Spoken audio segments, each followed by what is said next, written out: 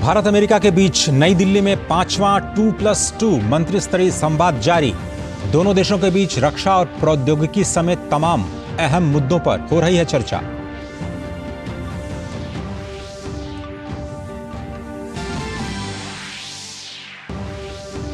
मध्य प्रदेश, छत्तीसगढ़, राजस्थान और तेलंगाना में विधानसभा चुनाव के लिए प्रचार चरम पर।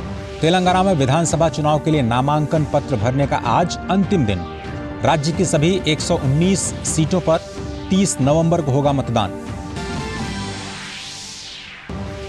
केंद्रीय गृह एवं सहकारिता मंत्री अमित शाह देहरादून में आईटीबीपी की रेजिंग डे परेड में मुख्य अतिथि के रूप में हुए शामिल।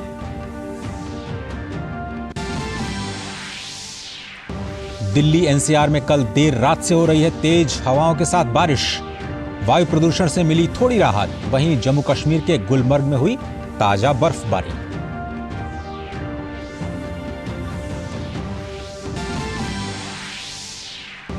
अमेरिका ने कहा, इजराइल उत्तरी गाजा में प्रतिदिन 4 घंटे का मानवीय विराम शुरू करने पर हुआ सहमत। संघर्षग्रस्त क्षेत्र से नागरिकों की निकासी और मानवीय सहायता पहुंचाने में मिलेगी मदद।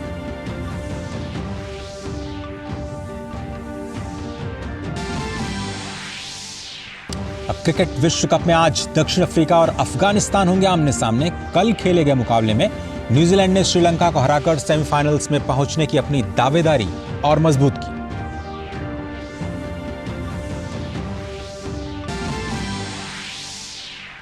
और आज धनतेरस के साथ ही दीपावली के 5 दिनों के पर्व की हुई शुरुआत। देश भर के बाजारों में रौनक। धनतेरस पर लोग जमकर कर रहे हैं खरीदारी।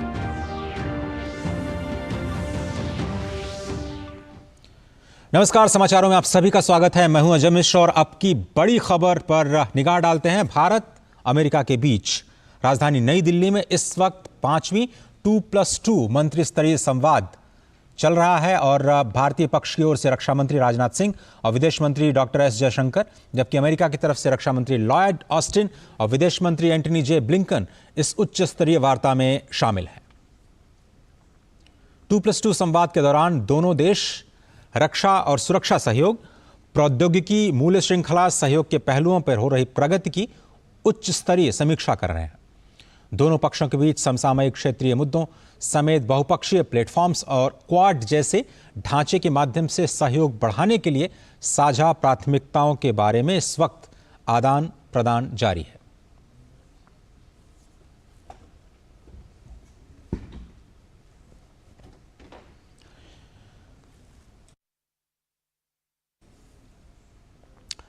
इस अवसर पर रक्षा मंत्री राजनाथ सिंह ने कहा कि विभिन्न उभरती भू राजनीतिक चुनौतियों के बावजूद हमें महत्वपूर्ण और दीर्घकालिक मुद्दों पर अपना ध्यान केंद्रित रखने की आवश्यकता है। The India-US bilateral relationship has seen a growing convergence of strategic interests and enhanced defense, security, and intelligence cooperation. Defense remains one of the most important pillars of our bilateral relationship. Your visit to India is at a time when India and US are closer than ever before. In spite of various emerging geopolitical challenges, we need to keep our focus on the important.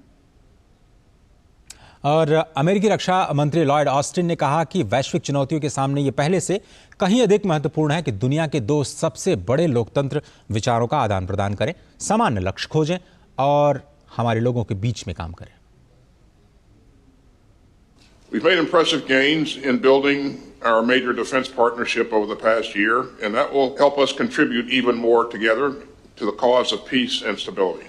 The strength of our partnership is rooted in the people-to-people ties that are the heart of our long-standing friendship.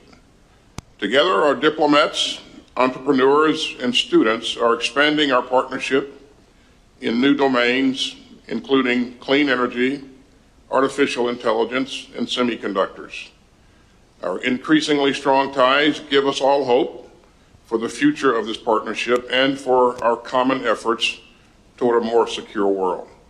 So I look forward to today's discussions and to an ambitious agenda that will keep moving our partnership into the future. और इस अहम संवाद के बाद Lloyd Austin और राजनाथ सिंह के बीच द्विपक्षीय बैठक भी होगी। वहीं डॉक्टर एस जयशंकर भी अमेरिकी विदेश मंत्री के साथ द्विपक्षीय वार्ता करेंगे। और भारत अमेरिका 2+2 मंत्रिस्तरीय वार्ता से पहले आज अमेरिकी विदेश मंत्री एंटनी ब्लिंकन ने विदेश मंत्री डॉक्टर एस जयशंकर के साथ नई दिल्ली में मुलाकात की। वहीं विदेश मंत्रालय के प्रवक्ता अरिंदम बागची ने कहा कि एंटनी ब्लिंकन की यात्रा से भारत अमेरिका व्यापक वैश्विक रणनीतिक साझेदारी को और बढ़ावा मिलेगा। और अब खबरें चुनावी राज्यों से।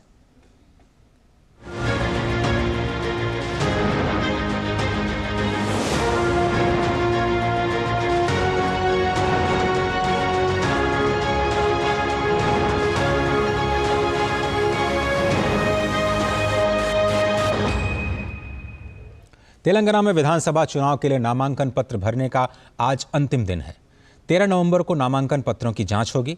तेलंगाना में विधानसभा चुनाव के लिए इस महीने की 15 तारीख तक नाम वापस लिए जा सकते हैं। राज्य में कुल 119 सीटें हैं। इस महीने के 30 तारीख को वोट डाले जाएंगे। 3 दिसंबर को चुनाव परिणाम आएंगे। राज्य में विधानसभा चुनाव के लिए चुनाव प्रचार तेज हो गया है। सभी प्रमुख राजनीतिक दलों के शीर्ष नेता अपनी पार्टी के उम्मीदवारों के समर्थन में विभिन्न निर्वाचन क्षेत्रों का दौरा कर रहे हैं। मध्य प्रदेश, छत्तीसगढ़ और राजस्थान में विधानसभा चुनाव के लिए प्रचार चरम पर है। सभी पार्टियों ने मतदाताओं को आकर्षित करने के लिए एड़ी चोटी का जोर लगा रखा है। मध्य प्रदेश की सभी 230 सीटों पर एक ही चरण में 17 नवंबर को वोट डाले जाएंगे।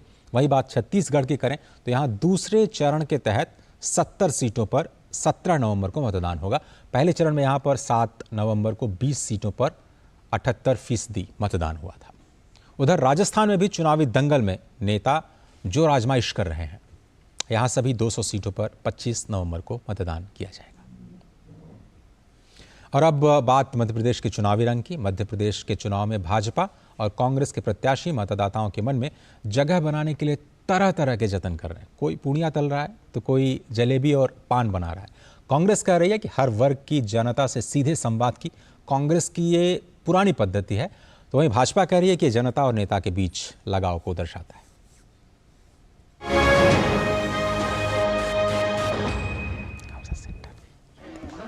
पान और जलेबी बनाते ये हैं मध्य प्रदेश सरकार के कैबिनेट मंत्री विश्वास सारंग। ये भोपाल की नरेला विधानसभा सीट से बीजेपी उम्मीदवार हैं। जनसंपर्क के दौरान रोज इनकी इसी तरह की तस्वीरें देखने को मिल रही हैं। कहीं वे चाकू में धार बनाते दिख रहे हैं तो कहीं पूड़ियां तलते। ऐसी तस्वीरें कांग्रेस प्रत्याशियों की भी देखने को मिल रही हैं। साइकिल से अपनी विधानसभा में घूमने वाले इंदौर की राऊ विधानसभा सीट से चौथी बार कांग्रेस के टिकट पर चुनाव लड़ रहे पूर्व कैबिनेट मंत्री जीतू पटवारी भी इन दिनों पूड़ियां तलते नजर आ रहे हैं। कांग्रेस कह रही है कि ये कांग्रेस पार्टी की पुरानी परंपरा है। इससे जनता से सीधा संवाद बना रहता है। भारत में चुनाव जो है लोकतांत्रिक पर्व के रूप में मनाए जाते हैं। सभी नेता जो है कांग्रेस पार्टी महात्मा गांधी के समय से लोगों के साथ इसी तरह संवाद करती आई है। कांग्रेस पार्टी की पुरानी परंपरा है। वहीं भाजपा का कहना है कि उनके नेता और कार्यकर्ता जनता के बीच के लोग हैं। भाजपा के कार्यकर्ता जनता के साथ कंधे से कंधा मिलाकर उसके उत्सव, उसके कामों में भागीदारी करते हैं, जबकि कांग्रेस चुनाव के समय इस तरह का पाखंड करती है। भारतीय जनता पार्टी की तो कार्य पद्धति का भाग है कि बीजेपी के हर नेता कार्यकर्ता जनता के साथ हमेशा कंधे से कंधा मिलाकर उसके उत्सव में, उसके आयोजन में, उसके कार्यों में भागीदारी करते हैं। कांग्रेस जरूर चुनाव के समय इस प्रकार की पाखंड करती है। मतदान में अभी कई दिन बाकी हैं। जैसे जैसे वोटिंग की तारीख नजदीक आएगी, ऐसी तस्वीरें और देखने को मिलेगी। आदित्य श्रीवास्तव के साथ ब्यूरो रिपोर्ट, डीडी न्यूज।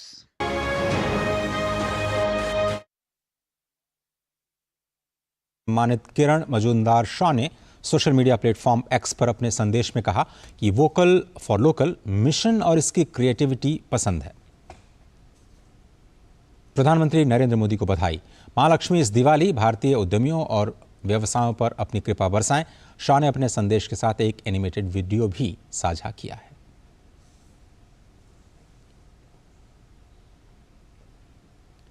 वहीं प्रधानमंत्री नरेंद्र मोदी ने किरण मजूमदार शाह के संदेश को साझा करते हुए लिखा कि सचमुच आइए इस बार 140 करोड़ भारतीयों की कड़ी मेहनत के साथ दिवाली मनाएं। उद्यमियों की रचनात्मकता और अथक भावना से ही हम वोकल फॉर लोकल बन सकते हैं और भारत की प्रगति को आगे बढ़ा सकते हैं। ये त्यौहार आत्मनिर्भर भारत को मजबूत करे। बन गए पकवान है, सज गई दुकान है, तन गए शमियाने, रेडी हो गया हिंदुस्तान है। बैबिलिया से कुर्ता आया, कांजीवरम से साड़ी, जयपुर की कालीन पे गिर गई ताजमहल की सारी। सॉरी, गोदरेज की अलमारी में तू मैं जारी है। मधुबनी बनारसी को कल्याण जी सुना रही है। तनिष मालाबार अम्रपाली कैरेट, खरा खरा 24 कैरेट कंगन झुमके चेन। देखो टाइटन की रेंज, थोड़ा लेंस काट का फ्रेम। गाजी की सोन पापड़ी रसगुल्ले पे भारी, कोल्हापुर की चप्पल थोड़ा एक्स्ट्रा स्वैग दिखा रही। आ गई मारुति हमारी, आई कंफ्यूजन की बारी, तोहफा पिक करने की बारी। कश्मीर का केसर, राजस्थान का घेवर, हलवाइयों के तेवर, उफ, दावत की कचौरी, उफ, अयंगार का मावा, उफ, मोती चूर का दावा, उफ, राम राम हल्दीराम, गुजिया गुजिया गुलाब जाम, कतली का कातिल बादाम। लो सड़क पे लग गया जाम, पहुंचना था दिन में जिनको पहुंचेंगे अब लेट शाम। एशियन पेंट और नैरोलैक, रंगों से सजे हैं घर, एक दूजे के गले लगेंगे चांदेरी और मान्यवर। ऐसी इस बार हम दिवाली मनाते हैं, इंडिया को इंडिया के पास लेके आते हैं। अब की दिवाली बड़े दिल से मनाते हैं, इंडिया को इंडिया का तोहफा देके आते हैं। Vocal for local. Interesting video. Delhi के पूर्व उप मुख्यमंत्री और आप नेता मनीष सिसोदिया ने एक आवेदन दायर किया है और हिरासत में रहते हुए अपनी बीमार पत्नी से 5 दिनों की अवधि के लिए मिलने की अनुमति मांगी है। यह आवेदन राउज एवेन्यू कोर्ट में दायर किया गया है। विशेष न्यायाधीश M.K. नागपाल आज अर्जी पर सुनवाई करेंगे। कोर्ट दिल्ली एक्साइज पॉलिसी से जुड़े CBI और ED के मामलों की सुनवाई कर रही है। पूर्व deputy CM Manish Sisodia CBI के साथ साथ मनी लॉन्ड्रिंग मामले में भी आरोपी हैं। दोनों मामलों में सिसोदिया और अन्य आरोपी व्यक्तियों के खिलाफ आरोप पत्र दायर किया गया है। जम्मू कश्मीर में आतंकी फंडिंग को लेकर के एजेंसियां लगातार कार्रवाई कर रही हैं। आज भी राज्य जांच एजेंसी अनंतनाग के बिजबहारा, जबालीपुरा और कश्मीर के अन्य जिलों पर कई स्थानों पर छापेमारी कर रही है। इससे पहले बुधवार को एजेंसी ने कई जगहों पर छापेमारियां की थी।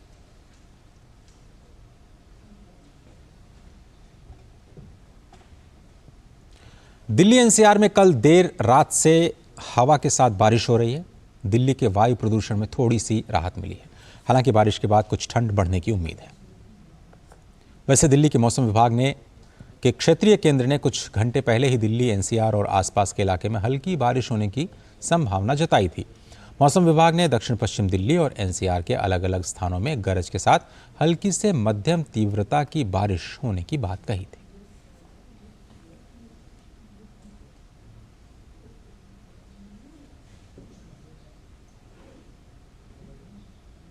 वहीं बात अगर जम्मू कश्मीर की करें तो गुलमर्ग में ज़बरदस्त हिमपात हुआ है। आज हुई ताज़ा बर्फबारी से सब कुछ सफ़ेद चादर से ढक गया। हिमाचल प्रदेश के लाहौल स्पीति के कोकसर क्षेत्र में भी ताज़ा बर्फबारी देखी गई।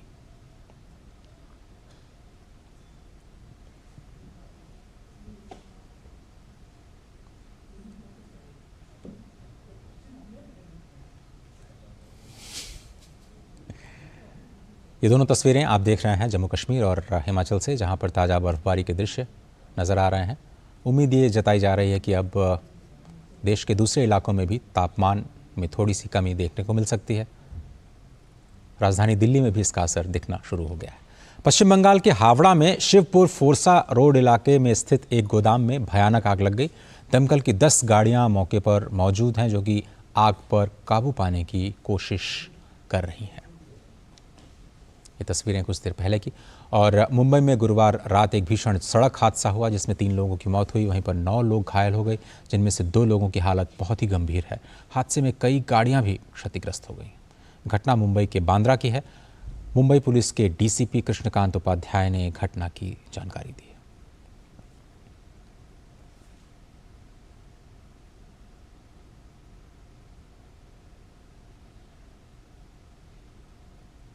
आज धनतेरस है और इसी के साथ दीपावली पर्व की शुरुआत हो गई है। धनतेरस पर्व प्रत्येक वर्ष कार्तिक माह के कृष्ण पक्ष की त्रयोदशी को मनाया जाता है। आज के दिन लोग जमकर खरीदारी करते हैं। इस दिन सोना, चांदी, बर्तन आदि खरीदने की परंपरा है और इसी दिन धन्वंतरी देव के साथ मां लक्ष्मी और कुबेर देवता की पूजा भी की जाती है। भगवान धन्वंतरी को आरोग्य का भी देवता माना जाता है। बाजारों में रौनक है और कारोबारियों को भी अच्छा कारोबार होने की उम्मीद है। आपको दिखाते हैं ये रिपोर्ट। देश के सबसे बड़े त्योहार दिवाली ने हमारे घर की दहलीजों पे दस्तक दे दी है। जाहिर सी बात है, बाजारों में भी इसकी चकाचौंध दिखेगी। घर सजाने से लेकर आभूषण खरीदने तक ग्राहकों के अंदर कई रुझान दिखने को मिल रहे हैं और घरों से पहले बाजार सज गए हैं।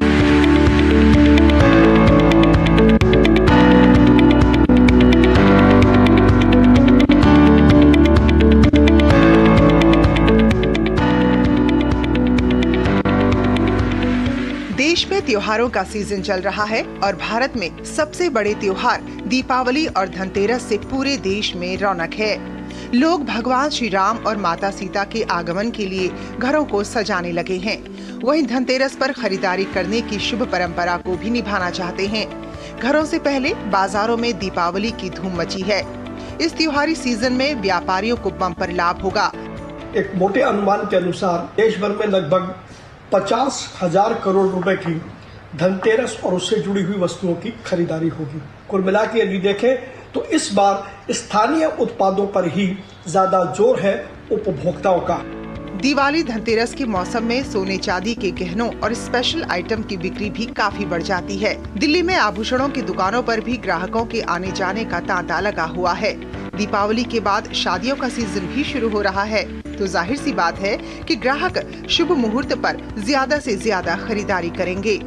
अगर सोने चांदी की बात की जाए तो त्योहारी सीजन में सोने के दाम बढ़े हैं, जबकि चांदी में गिरावट आई है।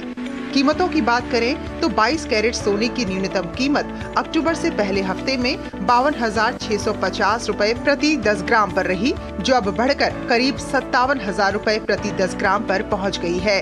वहीं चांदी की कीमत अभी 73,500 प्रति किलोग्राम है। कीमतों में उतार चढ़ाव होने के बावजूद धनतेरस पर खरीदारी करने की परंपरा से बाजार में कारोबार अच्छा हो रहा है। गिफ्ट पर्पस के लिए भी है और जो अपने लिए ले रही हूँ वो इन्वेस्टमेंट के लिए है, फ्यूचर के लिए। धनतेरस पर हमारे इसे शुभ माना जाता है कि गोल्ड लेना तो मस्ट है, तो मैं एवरी धनतेरस आती हूँ और ज्वेलरी बाय करती हूँ। गोल्ड एक डुअल पर्पस चीज़ है। आज आप इस्तेमाल भी करते हैं और इन्वेस्टमेंट भी है। आप खुद ही देखिए गोल्ड का रेट कहाँ से कहाँ पहुँच गया है। अच्छा माना जाता है धनतेरस पे गोल्ड लेना, तो we will try to take Dhanteras पे।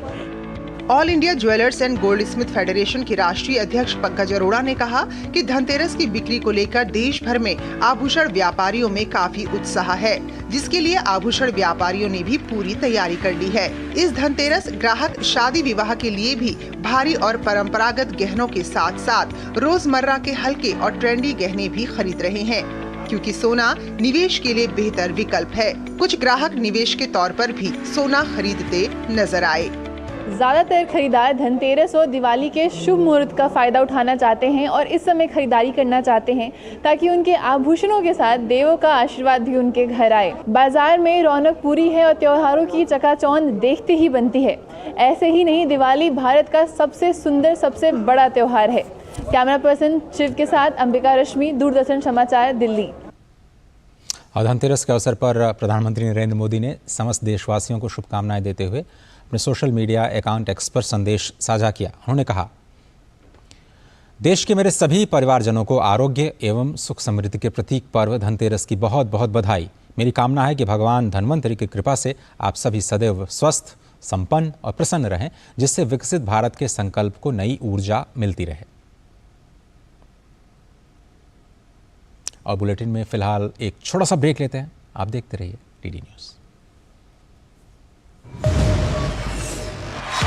भारत में क्रिकेट का महाकुंभ 19 नवंबर को मिलेगा क्रिकेट का नया विश्व चैंपियन। क्या टीम इंडिया खत्म करेगी 12 साल का सूखा या कोई नई टीम मारेगी बाजी? टीडी न्यूज़ पर हर गेम का रोमांच। विशेषज्ञ करेंगे जीत हार का विश्लेषण।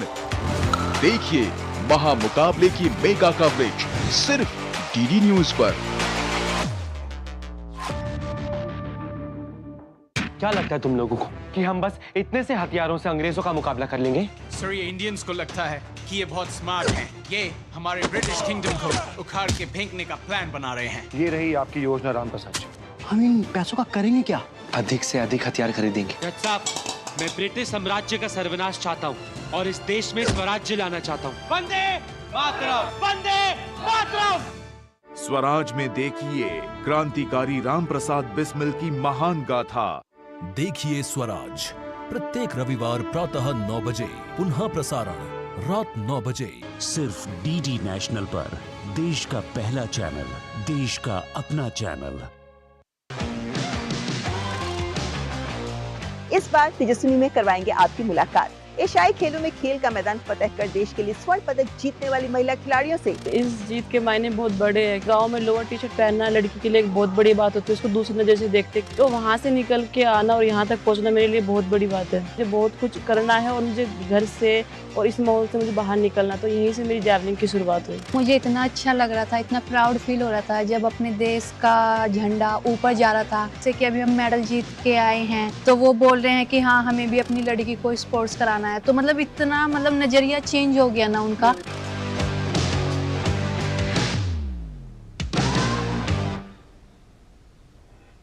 समाचारों में आप सभी का एक बार फिर से स्वागत है। उधर प्रयागराज में धन्वंतरी जयंती के अवसर पर लोगों ने पवित्र संगम में डुबकी लगाई और लोगों का हुजूम देखने को मिला। ऐसी मान्यता है कि आज के दिन स्नान करने से सारे पापों से मुक्ति मिलती है। धार्मिक ग्रंथों के अनुसार कहा जाता है कि जब समुद्र मंथन हुआ तो भगवान धन्वंतरी हाथों में कलश लेकर के समुद्र में से प्रकट हुए, इसलिए भी आज के दिन संगम में डुबकी लगाना शुभ माना जाता है। जैसा कि आपको पता है कि जो ये कुंभ प्रयागराज में होता है उसका संबंध भी सीधे अमृत कलश के अमृत से ही है, जो भगवान धन्वंतरी अपने हाथों में लेकर के आज ही के दिन अवतरित हुए। देश भर में दीपावली की तैयारियां जोरों पर हैं। उत्तर प्रदेश के अलीगढ़ में दीपावली आते ही शहर के प्रमुख बाजार देर रात तक ग्राहकों से गुलजार रहते हैं। तो उन्नाव में सरकार की योजना राजकीय आजीविका मिशन के तहत काम कर रही महिलाओं द्वारा बनाए गए सामान को भी लोग काफ़ी खरीद रहे हैं। इसके अलावा हमीरपुर की बात करें तो रोशनी का पर्व दीपावली को लेकर के बाजारों में काफ़ी रौनक देखने को मिल रही है। दीपावली की खरीदारी को लेकर ग्राहक उत्साहित हैं। ग्राहकों को फूल, मिठाई, गुलाब, कमल, सूरजमुखी के साथ चॉकलेट व फूलों की सुगंध, पानी में जलने वाली फूलों की आकृति की मोमबत्तियां भी लुभा रही हैं। रेलवे रोड स्थित अन्य बाजारों में कृत्रिम फूल, फ्लावर पॉट, लड़ी समेत घर को सजाने वाले अन्य सामानों की बिक्री के लिए लग चुके हैं। कहीं मिठाइयों को लजीज बनाने की तैयारी है तो कहीं दियों का बाजार सजने लगा है। खासकर मिट्टी के रंग बिरंगे दिए बनाए जा रहे हैं जो लोगों को आकर्षित कर रहे हैं। इस बार वोकल फॉर लोकल पर ज्यादा जोर दिया जा रहा है। वहीं मिट्टी के बर्तन बनाने वाले कैलाश का कहना है कि दीपावली आने से मिट्टी के बर्तनों की मांग बढ़ गई है, जिससे हमारा फायदा हो रहा है और आमदनी बढ़ी है। दीपावली आने से हमारे जो है मिट्टी के बर्तनों की मांग भी बढ़ रही है, हमारा भी उसमें फ़ायदा हो रहा है, आमदनी भी हो रही है थोड़ा। और आप सभी से निवेदन है कि ज़्यादा से ज़्यादा मिट्टी का ही बर्तन खरीदें। तो हमारा कारोबार है जो लोकल फॉर वोकल में जो योगी जी ने किया है हमारे लिए, तो हम उस मूर्तियों को बनाते हैं और हमारा व्यापार बढ़ा है और दुगना बढ़ा है। सरकार की योजना राजकीय आजीविका मिशन के तहत उन्नाव में काम कर रही महिलाओं द्वारा बनाए जा रहे सामानों की खरीदारी जोरों से चल रही है। जिला कार्यालय में लगे स्टॉल लोगों को अपनी ओर आकर्षित कर रहे हैं। गाय के गोबर से बने दिए, जल डालने से जलने वाले स्वचालित दीपक, झालर, मिट्टी से बनी व कृत्रिम रंगों से रंगी भगवान गणेश, लक्ष्मी की मूर्तियां सहित अनेकों सामान स्टॉलों पर समूह की महिलाएं बेच रही हैं। यही नहीं, गाय के गोबर से बने पेंट सहित मोटे अनाज को बढ़ावा देने वाला सरकार का प्रयास भी सफलता से आगे बढ़ रहा है। उत्तर प्रदेश राज्य ग्रामीण आजीविका मिशन के अंतर्गत जो हमारे स्वयं सहायता समूह बनाए गए हैं, उनको ये उद्देश्य है योजना का कि हम उनको स्वयं सहायता समूह के माध्यम से आर्थिक सहायता देते हुए उनको उनकी आजीविका मजबूत करने का प्रयास करें। हमारे उन्नाव में जो विकास हुआ जिला कलेक्ट्रेट में स्टॉल्स लगाए गए हैं सर, ये राज्य ग्रामीण आजीविका मिशन जो उत्तर प्रदेश सरकार की योजना है उसके तहत लगाए गए हैं सर। इसमें हमारे पास 15 कैटेगरी में सर प्रोडक्ट्स हैं, जिसमें उत्सव से रिलेटेड सारे प्रोडक्ट्स हैं। इसके अलावा बुंदेलखंड के जनपद हमीरपुर में भी दीपावली की तैयारियां जोरों पर हैं। रोशनी का पर्व दीपावली को लेकर बाजारों में एक बार फिर रौनक दिखाई दे रही है। वोकल फॉर लोकल यानी देसी सामानों की मांग में तेजी पहले की तुलना में बढ़ गई है। लोगों में स्थानीय सामानों की खरीदारी में विशेष उत्साह दिखाई दे रहा है। मोमबत्ती सहित इलेक्ट्रॉनिक सामान की खरीद के साथ कुम्हार की चाक पर बने दिए लोगों की विशेष पसंद बनते जा रहे हैं।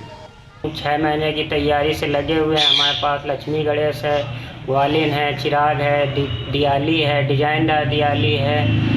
और अब आदमी मिट्टी का माल ज़्यादा पसंद कर रहा है सामान, और पीओपी का कम पसंद कर रहा है। मैं देसी चीज़ों का सम्मान करता हूँ, महत्व देता हूँ, चाहे इंसान हो चाहे भी विदेशी अंग्रेजी हो, मैं हर चीज़ को नहीं पसंद करता हूँ। देसी चीज़ हर चीज़ पसंद करता हूँ। जो मेरी पाश्चात्य सभ्यता ने मेरे परिवार को उजाड़ दिया। प्रधानमंत्री के मन की बात कार्यक्रम में बताए गए वोकल फॉर लोकल का असर दिखाई दे रहा है। जहां एक और कारीगर स्वदेशी वस्तुओं के निर्माण में लगे हैं, वहीं दीपावली की खरीदारी में स्वदेशी सामानों की खरीदारी में विशेष उत्साह दिखाई दे रहा है। Bureau report, DD news. और देश भर में दीपावली की तैयारियां जोरों पर है। उत्तर प्रदेश के अयोध्या में भव्य राम मंदिर के चल रहे निर्माण कार्य के बीच इस बार दोगुने उत्साह के साथ भव्य दिवाली मनाने की तैयारियां जोर शोर से चल रही हैं। तो वहीं पर प्रयागराज में भी दीपावली कार्निवाल का आयोजन किया गया, जिसमें कई सांस्कृतिक कार्यक्रम आयोजित किए गए। पेश है ये रिपोर्ट। अयोध्या मर्यादा पुरुषोत्तम भगवान श्री राम के 14 वर्ष वनवास काटकर वापस आने की प्रतीक्षा में सज धज कर तैयार हो रही है। अयोध्या आनंदित है, प्रफुल्लित है और अपने आराध्य के आगमन की आहट से ही अनूठी छटा में निखरती जा रही है। राम की पैड़ी और सरयू तट के साथ ही आसपास के मार्ग रोशनी से जगमगाने लगे हैं। टिमटिमाती रोशनी अयोध्या के त्रेता काल के सौंदर्य को परिभाषित कर रही है, तो राम की पैड़ी के साथ ही सरयू तट के 51 घाट पर 25,000 वॉलंटियर 25 लाख दिए बिछाकर एक नया कीर्तिमान स्थापित करने का मार्ग प्रशस्त कर रहे हैं। प्रधानमंत्री नरेंद्र मोदी की मौजूदगी में रामलला 22 जनवरी को अपने मंदिर में स्थापित होंगे। इस बात की खुशी भी दीपोत्सव की तैयारी में छाई हुई है। उत्साह और उमंग से लबरेज वॉलंटियर्स ने कहा कि हम सौभाग्यशाली हैं कि हमें ऐसे अवसर और कार्य में हिस्सा लेने का मौका मिला है जो हमारे आराध्य से जुड़ा है।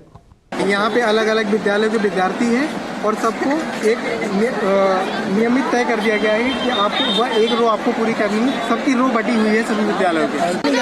अरे बेटा सबको और हर्षोल्लास है, सबको इतनी खुशियाँ हैं। इस बार इसलिए इतना ज़्यादा हो गई है क्योंकि इस बार राम जी इस बार अपनी जगह पे विराजमान होंगे और उनकी प्राण प्रतिष्ठा होगी और मोदी जी के कर कमलों द्वारा, इसलिए इस बार बहुत ज़्यादा खुशी है हम लोगों को यहाँ पे आने की और यहाँ पे दिया सजाने का, दिया जलाने का काम बहुत ज़्यादा खुशी है, बहुत हर्षोल्लास से मिला। हर वर्ष भव्य और सबसे ज़्यादा खास है मेरे हिसाब से, क्योंकि इस वर्ष राम मंदिर का उद्घाटन होने वाला है और सबके अंदर मतलब उत्साह अपने चरम पर। दीपावली के शुभ मौके पर प्रयागराज में दीपावली कार्निवल का आयोजन किया गया। इस कार्यक्रम में स्थानीय कलाकारों ने कई रंगारंग प्रस्तुतियां दी। इस कार्यक्रम के मुख्य अतिथि उत्तर प्रदेश सरकार के कैबिनेट मंत्री नंद गोपाल गुप्ता नंदी थे, जिन्होंने दीप प्रज्वलन के साथ कार्यक्रम की शुरुआत की। कैबिनेट मंत्री नंद गोपाल गुप्ता नंदी ने कहा कि बड़े गर्व की बात है कि इस बार लोग दीपावली दोगुने उत्साह से मना रहे हैं, क्योंकि अयोध्या में भव्य राम मंदिर बनकर तैयार है, जिसमें भगवान की प्राण प्रतिष्ठा 22 जनवरी को होगी। मैं बहुत बहुत शुभकामनाएं देता हूं, बहुत बहुत बधाई देता हूं इस दीप उत्सव की और सबके लिए धनतेरस, दीपावली, मां लक्ष्मी की पूजा होती है। इस मौके पर कैबिनेट मंत्री नंद गोपाल गुप्ता नंदी ने स्थानीय कलाकारों को पुरस्कार देकर सम्मानित भी किया। कार्यक्रम में भारी भीड़ एकत्र हुई, जिसमें बड़ी संख्या में महिलाओं ने भी दीपावली पर्व के इस मेले का लुत्फ उठाया। Bureau report, DD news. और एक बार फिर से निगाह डालते हैं अब तक की हेडलाइंस पर। भारत अमेरिका के बीच नई दिल्ली में 5वां 2+2 मंत्री स्तरीय संवाद जारी। दोनों देशों के बीच रक्षा और प्रौद्योगिकी समेत तमाम अहम मुद्दों पर हो रही है चर्चा।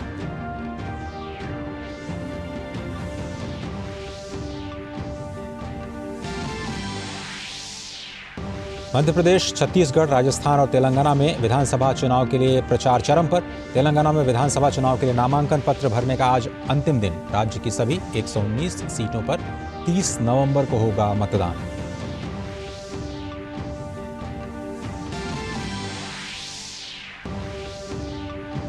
केंद्रीय गृह एवं सहकारिता मंत्री अमित शाह देहरादून में आईटीबीपी की रेजिंग डे परेड में मुख्य अतिथि के रूप में हुए शामिल। दिल्ली एनसीआर में कल देर रात से हो रही है तेज हवाओं के साथ बारिश। वायु प्रदूषण से मिली थोड़ी सी राहत। उधर जम्मू कश्मीर के गुलबर्ग में हुई ताजा बर्फबारी।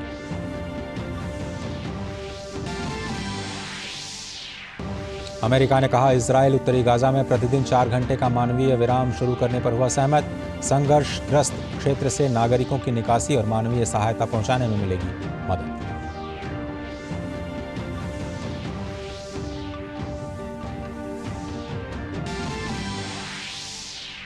क्रिकेट विश्व कप में आज दक्षिण अफ्रीका और अफगानिस्तान होंगे आमने सामने।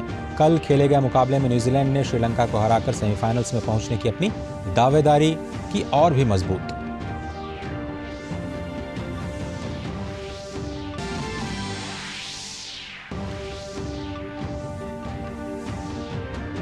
और आज धनतेरस के साथ ही दीपावली के 5 दिवसीय पर्व की हुई शुरुआत। देश भर के बाजारों में रौनक। धनतेरस पर लोग जमकर खरीदारी कर रहे हैं। और आपको सीधे लिए चलते हैं देहरादून, जहां पर इस वक्त केंद्रीय गृह मंत्री अमित शाह आईटीबीपी की रेजिंग डे परेड समारोह को संबोधित कर रहे हैं। जवान जो करीब करीब 1 लाख की संख्या में देश की भारत चीन सीमा की सुरक्षा कर रहे हैं, वो सभी को बहुत बहुत शुभकामनाएं देता हूं। बहुत बहुत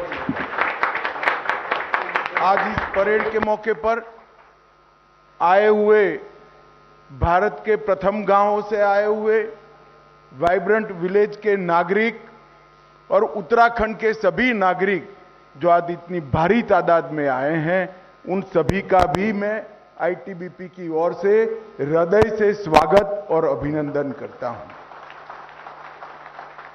सबसे पहले सभी हिमवीरों को और देश भर की 130 करोड़ की जनता को धनतेरस से शुरू होने वाला दीपावली पर्व, इसकी मैं शुभकामनाएं देना चाहता हूं और ईश्वर से प्रार्थना करना चाहता हूं कि आने वाला वर्ष हमारे देश को नई ऊंचाइयों तक ले जाए, हमारे देश को और आगे बढ़ाएं और मोदी जी के नेतृत्व में हम यश गाथा लिखने में फिर से एक बार सफल हो। आज जो हिमवीर सीमा पर तैनात है, शायद उनको मालूम नहीं है कि दीपावली के दिन पर जब देश का नागरिक अपने घर में उजाले के लिए, अपने घर के स्वास्थ्य और समृद्धि के लिए एक दिया जलाता है, तब एक दिया सरहद पर तैनात हमारे जवानों के लिए भी जलाता है। आपके त्याग, आपके बलिदान, आपके साहस और आपके शौर्य के सम्मान 130 करोड़ भारतीय बहुत मन से करते हैं, दिल से करते हैं। दीपावली जैसे त्योहार हो या पूरा वर्ष हो, वो चैन की नींद इसलिए सो सकते हैं कि आपके जीवन के स्वर्णिम वर्ष, युवा अवस्था के वर्ष आपने सरहद पर देश की सुरक्षा के लिए निकाले हैं, देश को समर्पित किए। और मैं आज इस मंच मेरे प्यारे हिमवीरों को कहना चाहता हूं कि आपकी सेवा, त्याग और बलिदान अनमोल है, इसका कोई मूल्य हो नहीं सकता और पूरा देश इसको सैल्यूट कर कर, सलाम कर कर उसकी समर्थन करता है। आज भारतीय तिब्बत सीमा पुलिस बल का स्थापना दिन है। शौर्य, दृढ़ता और कर्मनिष्ठा के ध्येय वाक्य के साथ 62 साल से भारत की दुर्गम सीमाओं को आईटीबीपी ने, हमारे हिमवीरों ने सुरक्षित करने का काम किया है। -45 डिग्री फ्रंटियर पर, सीमा पर रहकर देश की सुरक्षा करना, सदैव चौकन्ने रहना और जरूर पड़े तो जान का बलिदान देना, कई बलिदानियों ने इस शौर्य परंपरा को आगे बढ़ाया है। मैं यहां आने के पहले हिमवीरों के इस बलिदान शौर्य स्तंभ को भी प्रणाम कर कर, उनको सैल्यूट कर कर उनके प्रति सम्मान व्यक्त कर यहां आया हूं। 62 साल पहले 7 वाहिनियों से शुरू हुआ आईटीबीपी आज 1 लाख हिमवीरों के साथ 60 वाहिनी, 17 प्रशिक्षण केंद्र, 16 सेक्टर, 5 फ्रंटियर और 2 कमांडो मुख्यालयों के साथ हमारा मजबूत एक बलशाली संस्थान के रूप में उभर कर आया है। मित्रों, आज महान सपूत देश के श्री सुरेंद्रनाथ बैनर्जी और सच्चिदानंद सिन्हा जी का जन्मतिथि है। ये दोनों स्वतंत्र वीरों को मैं हृदय से प्रणाम कर मेरे बात की शुरुआत करना चाहता हूं। मित्रों, कुछ दिन पहले मैं इवीथू में अरुणाचल की बॉर्डर पर भारत चीन सीमा पर पहले गांव में आईटीबीपी के जवानों के साथ रात्रि निवास किया था। रात्रि भोजन के वक्त मैंने जवानों को ऐसा ही पूछा कि भाई आपकी दिक्कतों का तो मेरे पास समाधान नहीं है। परिवार से दूर रहना, -45 डिग्री टेम्परेचर में दुर्गम क्षेत्रों में देश की रक्षा करना, और जब परिवार को आपकी जरूरत होती है तभी देश को आपकी जरूरत होती है और आपकी प्रायोरिटी देश होता है। मेरे पास आपकी दिक्कतों का समाधान नहीं है। फिर भी सरकार नाते, देश के गृह मंत्री नाते अगर हम कुछ कर सकते हैं तो आप जरूर बताइए। उस वक्त रात्रि भोजन के वक्त वायुयान और रेल यात्रा में टिकट रिजर्वेशन के लिए कोटा रिजर्व करने के लिए जवानों ने मांग की थी। मुझे बड़ा हर्ष है कि आज वायुयानों में और रेल में सेना की तर्ज पर हमारे सीएपीएफ का कोटा तय हो चुका है, जिससे आपको आपके परिवार के साथ पहुंचने में बड़ी सुविधा है। मित्रों, आज यहां पर कई नई शुरुआतें हुई हैं। इसमें से मैं 2 का जिक्र जरूर करना चाहूंगा। सेल्फ सस्टेनेबल एनर्जी बिल्डिंग, इसके प्रयोग का आज ई लोकार्पण हुआ है और आज से एलएनटी द्वारा ये बनाया गया हमारा एक प्रकार से नया प्रयोग 17,000 फीट की ऊंचाई पर ठंडे मरुस्थल में एक आत्मनिर्भर भारत का प्रतीक बनकर रहने वाला है। गृह मंत्रालय की, देश के प्रधानमंत्री की हमारे हिमवीरों को एक अनूठी भेंट है। यहां जब 20 से 22 डिग्री माइनस तापमान रहता है, 45 तक जाता है और डीजल या पेट्रोल या केरोसिन सभी इसका इस्तेमाल नहीं हो सकता। उस वक्त कुछ करे बगैर अपने आप ये बिल्डिंग 18 डिग्री से 19 डिग्री टेम्परेचर में जवानों को सुरक्षित वातावरण मुहैया कराएगा। और मुझे आनंद है कि सिर्फ 2 महीने के अंदर इसको तैयार करने का काम समाप्त कर लिया है। मैं आईटीबीपी के डीजी और जिन्होंने मदद करी है वो एलएनटी को बहुत बहुत बधाई और शुभकामनाएं देना चाहता हूं। दूसरी बात का जिक्र मैं करना चाहता हूं कि ऊंचाई वाले बीओपी पर, ऊंचाई वालों गांवों पर मोदी जी ने एक कल्पना हम सब के सामने रखी थी कि सब्जी, दवाइयां और जीवन रक्षक चीजें, लॉजिस्टिक आपूर्ति क्या ड्रोन से हो सकती है। और आज पहला ड्रोन 15 किलो दवाइयां और सब्जी लेकर दुर्गम क्षेत्र में पहुंचा है। मैं मानता हूं कि बहुत बड़ी शुरुआत है। आने वाले दिनों में खच्चरों और घोड़ों पर जो हमें जीवन रक्षक दवाइयां और खाद्य सामग्री पहुंचाने में दिक्कत आती है, खराब मौसम में मिल भी नहीं पाती है, ये ड्रोन की सेवा जो शुरू हुई है न केवल मेरे हिमवीरों के लिए, हमारे सीमा पर तैनात, दुर्गम क्षेत्र में तैनात गांव में और वहां की जनता के लिए भी बहुत बड़ा आश्वासन और बहुत बड़ी मदद होने वाला है। मैं सभी हिमवीरों को इसके लिए बहुत बहुत शुभकामनाएं देना चाहता हूं। मित्रों, दुर्गम क्षेत्र में फर्ज निभाने के लिए गैप को फिल करना बहुत जरूरी है। पैदल जाना पड़ता है, मौसम भी ठीक नहीं होता है और बीओपीज के बीच में गैप और आपके मुख्यालयों की कम संख्या, इसके कारण आप ढंग से ड्यूटी कर भी नहीं पाते थे और बहुत सारा दिक्कतें का सामना करना पड़ता था। अभी अभी देश के प्रधानमंत्री नरेंद्र मोदी जी ने गृह मंत्रालय की पहल पर 7 आईटीबीपी बटालियन को स्वीकृति दी है और आईटीबीपी की स्थापना से एक साथ 7 बटालियन पहली बार स्वीकृत हुए हैं। लगभग 7 बटालियन, एक सेक्टर हेडक्वार्टर 3000 करोड़ की लागत से बनेगा और साथ में से 4 बटालियन का स्थापना की तैयारी आईटीबीपी ने कर ली है।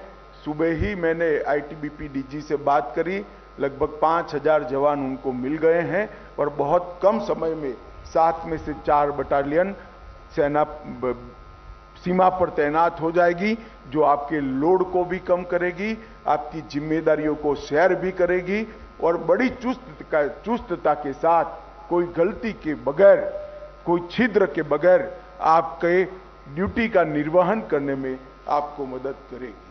आईटीबीपी शौर्य, दृढ़ता और कर्तव्य निष्ठा के लिए जाना जाता है। 7516 किलोमीटर की तट रेखा है इस देश की और 15000 किलोमीटर से अधिक भूमि सीमा है। अटल जी जब देश के प्रधानमंत्री थे, हमने तय किया था कि एक सीमा एक बल, इस सिद्धांत के अनुसार कार्य विभाजन किया था, जिसका बहुत अच्छा परिणाम मिला है।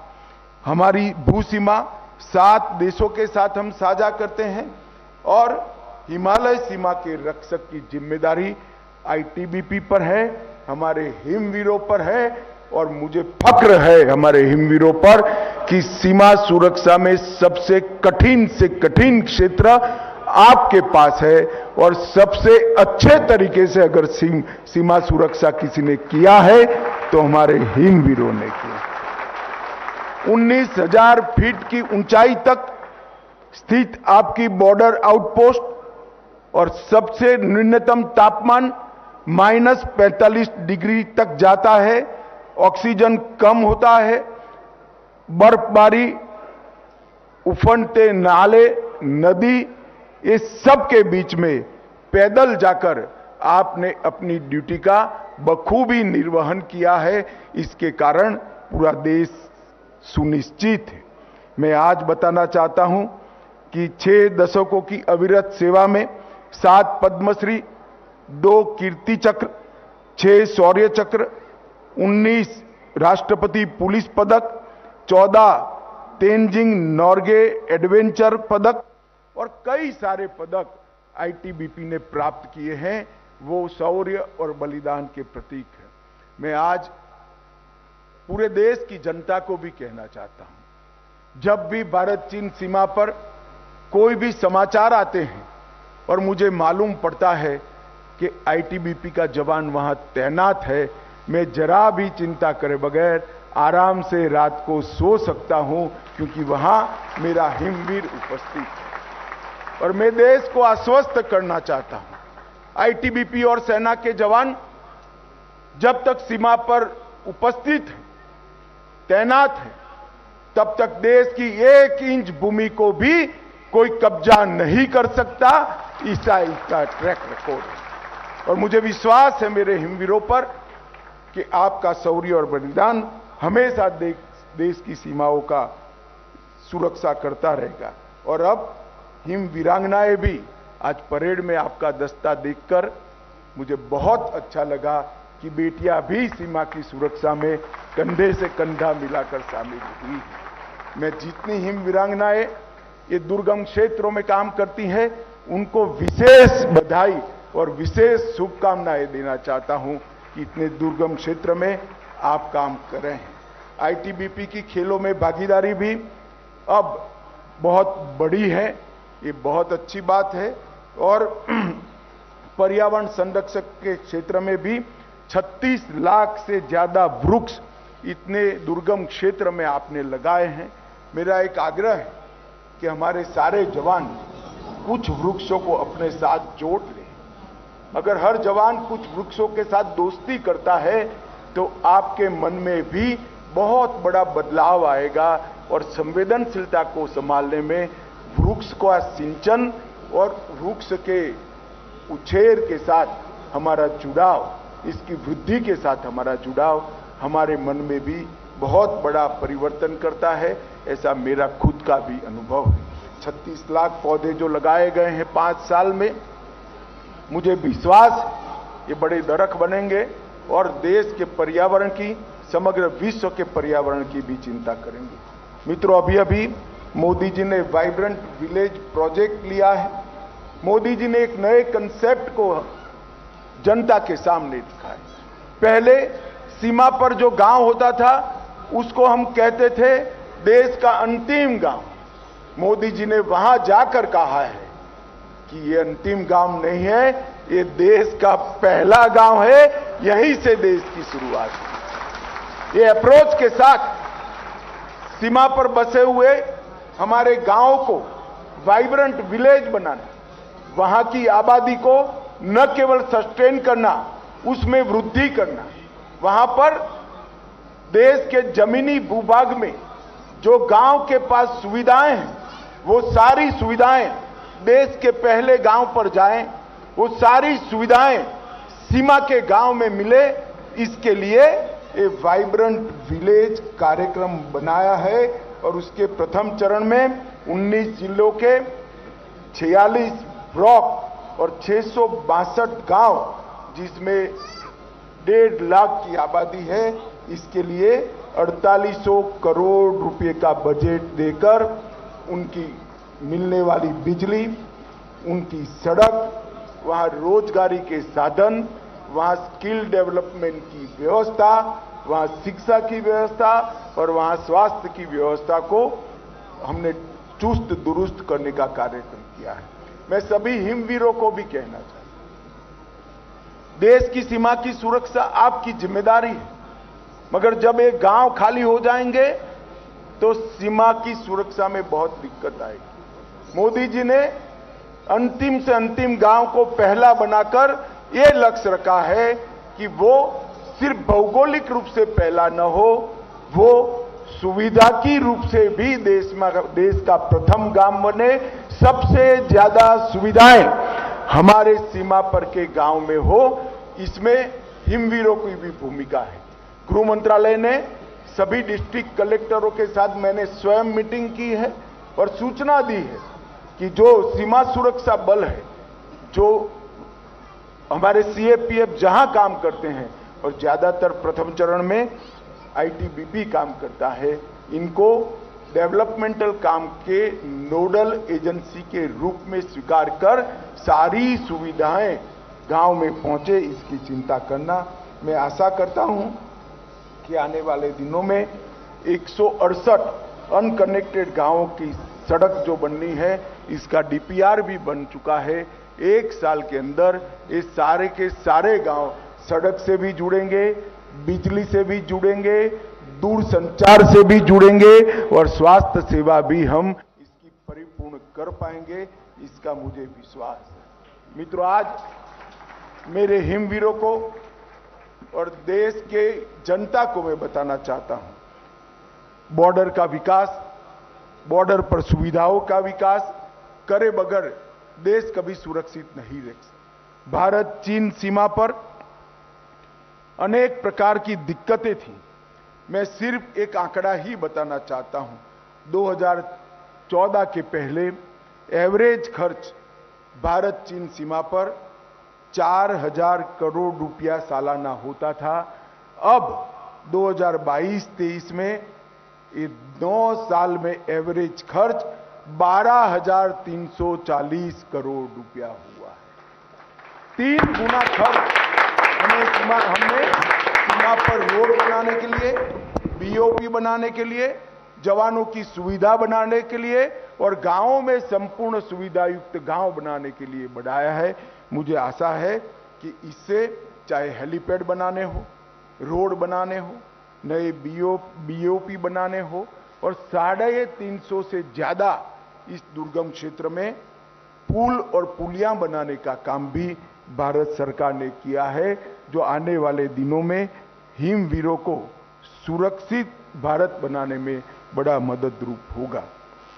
मित्रों, आईटीबीपी के जवानों के कल्याण के लिए भी ढेर सारे कदम उठाए हैं।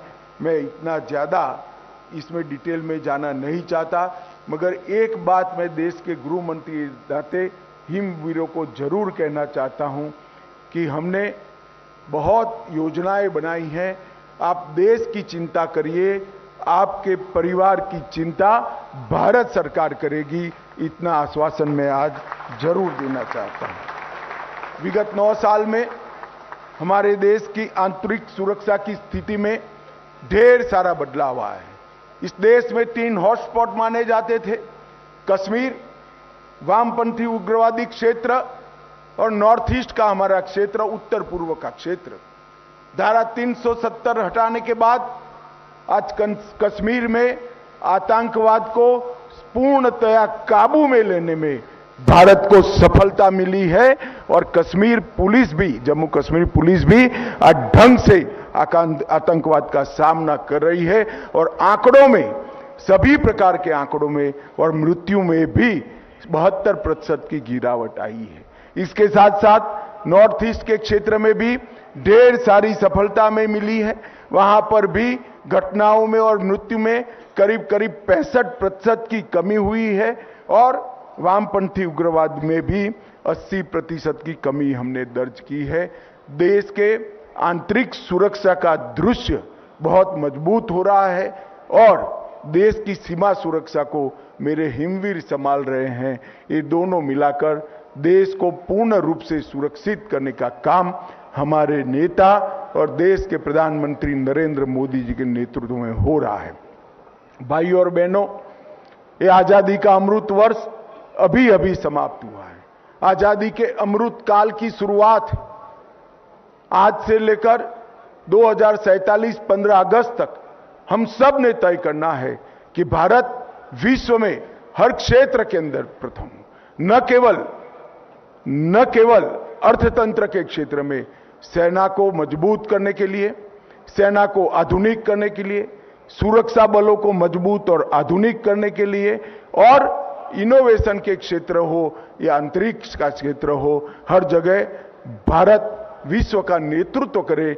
ऐसे भारत को 2047 तक बनाना है। ये 25 साल, अमृत काल के जो 25 साल है, हमारे लिए संकल्प लेने के 25 साल है और संकल्प को सिद्धि में परिवर्तित करने के 25 साल है।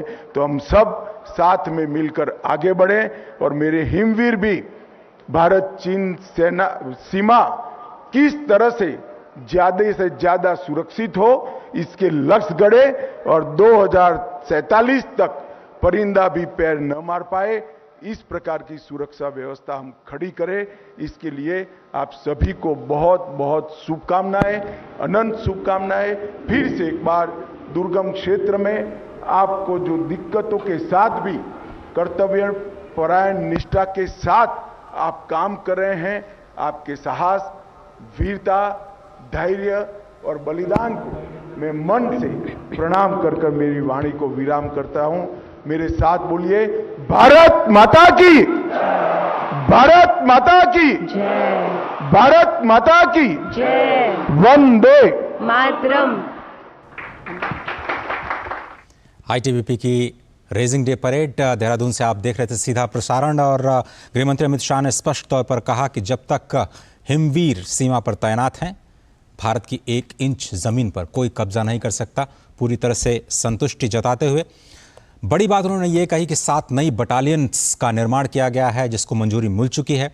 वाइब्रेंट विलेज का जिक्र हुआ। उन्होंने कहा कि जो विकास कार्य हैं, 168 गांव अगले 1 साल में सड़क की कनेक्टिविटी और विकास कार्यों की दूसरी जो सुविधाएं हैं उसके साथ जोड़ दिए जाएंगे, एक बड़ी बात। और जो सीमा पर खर्च है वो 4,000 करोड़ रुपए औसतन सालाना से 3 गुने से भी ज़्यादा, करीब 12,340 करोड़ रुपए सालाना पर पहुंच गया है। फिलहाल इस खास बुलेटिन में सिर्फ इतना ही। दीजिए इजाज़त, नमस्कार।